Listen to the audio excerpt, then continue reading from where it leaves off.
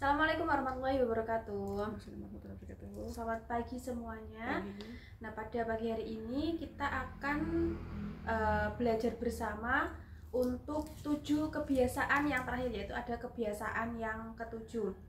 Nah, setelah kita kemarin mempelajari ada 6 kebiasaan yang dibagi menjadi 2 poin. Poin yang pertama yaitu dari diri sendiri, dan yang kedua yang berhubungan dengan orang lain. Nah, pada habit yang ketujuh ini oleh Stephen Covey diberi nama mengasah gergaji. Nah, pada awal bab ini, pada awal pembahasan di habit ketujuh ini, itu diceritakan ada seorang tukang gergaji yang pekerjaannya menggergaji pohon. Nah, suatu ketika dia bekerja itu dengan sangat sibuk sekali. Nah, ada seseorang yang mengingatkan kepada si tukang gergaji ini bahwa Anda tidak mau istirahat dulu atau mengasah gergaji Anda dulu agar pekerjaan Anda itu bisa jauh lebih mudah dan lebih gampang. Nah, tetapi si orang yang tukang gergaji ini dia menolak masukan dari orang yang memberikan masukan untuk mengasah gergajinya terlebih dahulu. Dia selalu berpikiran bahwa pekerjaan saya ini harus cepat selesai, pekerjaan saya banyak, jadi saya tidak punya waktu untuk mengasah gergaji saya ini. Nah, pada habit 7 ini dimaksudkan bahwa setelah kita mempelajari 6 habit dan mempraktekannya, itu kita perlu adanya pembaharuan dari dalam diri kita sendiri. Nah, oleh Stephen Covey itu digambarkan sebuah piramida yang bagian mendasar yaitu ada ketiga habit pada bab awal, yaitu ada bersikap proaktif, terus dimulai dari tujuan akhir dan mendahulukan yang utama. Nah, itu sebagai dasar dari 7 kebiasaan yang efektif tersebut. Dan 2 lainnya adalah habit yang ke-5 dan ke-6 itu membentuk sebuah piramida, dan untuk habit yang terakhir ini, habit yang ke-7 ini, dia membentuk sebuah lingkaran.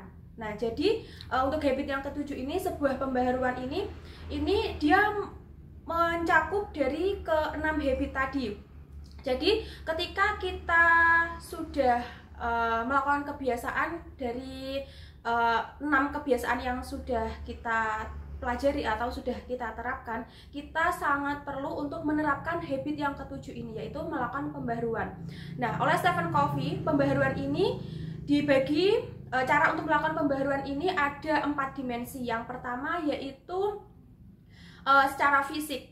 Nah, ketika kita mau melakukan habit yang pertama, misal ya, habit yang pertama itu bersikap proaktif, tetapi dalam tubuh kita itu tidak mendukung seperti sakit, capean, atau nutrisi tubuh kurang terpenuhi, nah itu tidak akan bisa berjalan untuk melakukan habit yang pertama. Jadi perlu adanya pembaharuan dari dalam tubuh kita, seperti melakukan olahraga, mengkonsumsi makanan yang banyak mengandung vitamin, yang bergizi, dan juga istirahat yang cukup.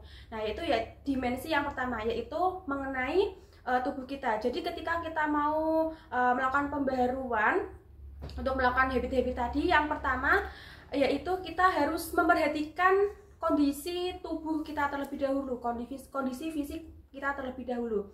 Dan untuk yang pertama yaitu mental. Mental ini kaitannya dengan ilmu pengetahuan. Nah, ketika kita sudah melakukan ke-6 kebiasaan tadi, ke-6 habit yang sudah kita bahas tadi, nah perlu adanya peningkatan pengetahuan agar tidak stuck di situ-situ saja. Nah, seringkali ketika kita masih dalam bangku sekolah, kita diwajibkan untuk membaca buku, tetapi setelah kita tidak sekolah, kemungkinan intensitas kita membaca buku itu kurang ya. Nah, padahal pengetahuan dari membaca buku ini sangat penting untuk mengasah otak kita agar 6 kebiasaan tadi itu bisa berjalan agar lebih maksimal. Dan dimensi yang ketiga yaitu spiritual. Nah, setelah badan kita sehat, badan kita segar, bugar, mempunyai ilmu yang cukup, nah spiritual ini juga sangat penting. Bagaimana kita bersikap positif kepada orang, senang membantu orang, mempunyai mindset yang baik terhadap Tuhan. Misalnya kita sebagai orang Islam ya.